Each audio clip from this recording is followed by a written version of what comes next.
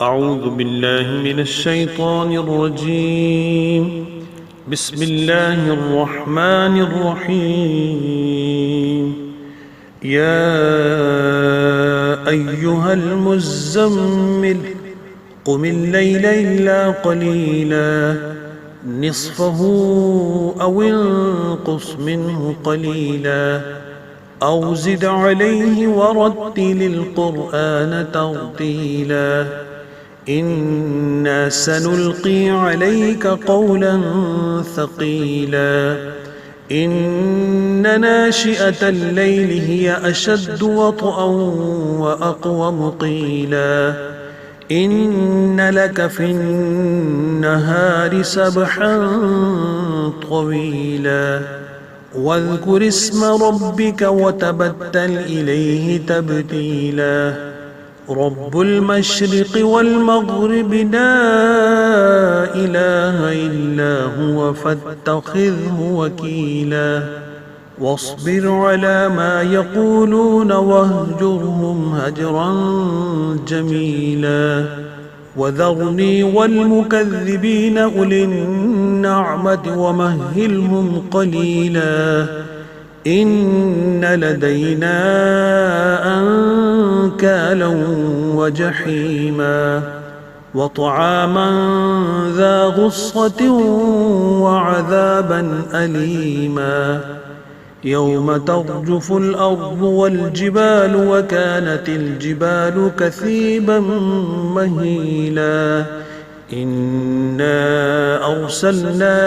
إليكم رسولا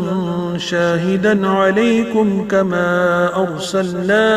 إلى فرعون رسولا فعصى فرعون الرسول فأخذناه أخذا وبيلا فكيف تتقون إن كفرتم يوما يجعل الولدان شيبا السماء منفطر به كان وعده مفعولا